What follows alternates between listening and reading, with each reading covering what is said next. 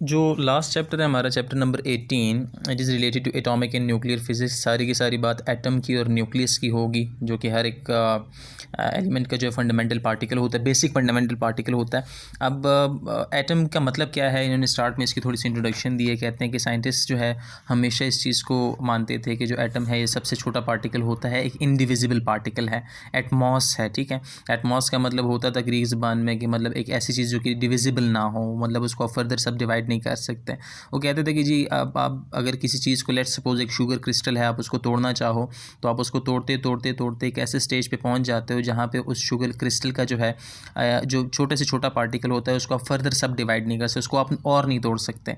तो उस पार्टिकल को इन्होंने कहा कि एटम है। बाद में पता चला कि जी हमारे पास जो एटम है ये तो फर्दर भी सब मतलब डिविजिबल है, इसको आप डिवाइड कर सकते हो। उसमें इलेक्ट्रॉन होते हैं, प्रोटॉन होते हैं, न्यूट्रॉन होते हैं, मुऑन्स, बहुत सारी चीज़ें आ जाती हैं। तो वो जो फंडामेंटल पार्टिकल है उसको हम एटम कहते हैं। और रदरफोर्ड ने इस पे बहुत सारा काम किया था, तो हम रदरफोर्ड के बारे में बात करेंगे। लेकिन पहले इसकी थोड़ी सी जो प्रीरिक्विजिट्स हैं उसको देख लेते हैं कि इसमें हमारे पास रिक्वायरमेंट क्या क्या चीज़ें होती हैं, हमें नाम कौन कौन से यूज़ करने पड़ेंगे, जो टर्मिनोलॉजीज़ हैं वो कौन कौन सी आती हैं। एटॉमिक नंबर से आप अच्छी तरह वाकिफ़ हैं। एटॉमिक नंबर क्या होता है? It is the number of protons in the nucleus की न्यूक्लियस के अंदर, ये मेरे पास न्यूक्लियस है, इसके अंदर नंबर ऑफ प्रोटॉन्स कितने हैं, इसको हम एटॉमिक नंबर कहते हैं। 10 प्रोटॉन्स हैं, 10 एटॉमिक नंबर होगा इसका। एक प्रोटॉन है तो इसका एक एटॉमिक नंबर होगा, एटॉमिक नंबर इसका 1 होगा। ठीक है, अच्छा नेक्स्ट स्टेप ये कहते हैं कि हमारे पास नंबर ऑफ़ न्यूट्रॉन्स जो होते हैं उसको हम कैपिटल एन से रिप्रेजेंट करते हैं। ये हम इन्होंने स्मॉल से लिखा है, लेकिन हम एटॉमिक नंबर जो एटॉमिक नंबर होता है उसको जेड से रिप्रेजेंट करते हैं। नंबर ऑफ़ न्यूट्रॉन्स जो होते हैं उसको कैपिटल एन से रिप्रेजेंट किया जाएगा, जहाँ पे कहीं पे इक्वेशन आएगी इसकी। तो फिर अगली चीज़ है, इसको कहते हैं एटॉमिक मास नंबर। इसको एटॉमिक मास भी कहा जाता है। एटॉमिक मास नंबर कहें, एटॉमिक मास कहें, दोनों सेम चीज़ है। अगर आप इन दोनों को ऐड कर लेना, इनका जो सम होता है, अगर 3 प्रोटॉन है, 2 न्यूट्रॉन है, 3 + 2 मतलब 3 + 2 जो है वो 5 बन जाता है। इसका एटॉमिक मास जो होगा 5 होगा।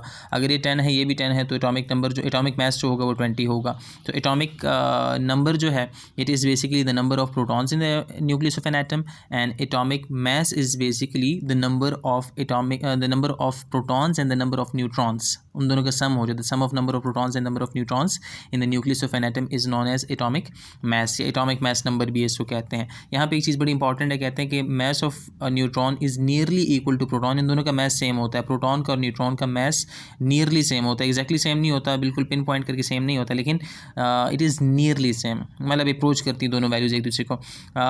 लेकिन जो प्रोटॉन है इसके बारे में बात करते हैं कि proton is about 1836 times heavier than electron. Electron जो है वो न्यूक्लियस के बाहर जो पार्टिकल रोटेट करता है उसको हम इलेक्ट्रॉन कहते हैं। तो इलेक्ट्रॉन की निस्बत जो प्रोटॉन होता है वो 1836 टाइम्स, 1836 गुना ज़्यादा जो है वो भारी होता है, हैवी होता है। ठीक हो गया। फिर ये कहते हैं कि so the mass of an atom is nearly equal to the sum of masses of protons and neutrons. एक सिंपल सी बात हो जाती है। अच्छा नेक्स्ट अब हम कहते हैं कि जी हम इसको रिप्रेजेंट कैसे करते हैं। मेरे पास कोई भी एक एलिमेंट है रैंडम सा, तो उनकी जनरल इक्वेशन बनाई हुई, कहते हैं एक्स, ए और जेड। ए जो है हमने कहा था कि एटॉमिक मास है, और जेड जो है नंबर ऑफ़ प्रोटॉन्स हैं, एटॉमिक नंबर जिसको हम कहते हैं। तो कोई भी एटम है जिस तरह से यहाँ पे लिखा हुआ है प्रोटियम है, तो इसको हमने एच जो हाइड्रोजन का एक सिंबल है। आइसोटोप्स के बारे में बात करेंगे, आप कहेंगे इसकी इक्वेशन जो है वो डिफरेंट आती है, लेकिन इसकी रिप्रेजेंटेशन हम डिफरेंट हिसाब से करते हैं जब हम आइसोटोप्स की बात करते हैं। ये हाइड्रोजन का ही एक आइसोटोप है, उसका एक प्रोटॉन है, उसके न्यूक्लियस के अंदर एक प्रोटॉन है, और वही उसका एटॉमिक मास बन जाता है, बिकॉज इसके अंदर और कुछ चीज़ें होती नहीं हैं, एक ही प्रोटॉन होता है। उस हिसाब से हम उसका एटॉमिक मास और एटॉमिक नंबर डिफाइन करते हैं।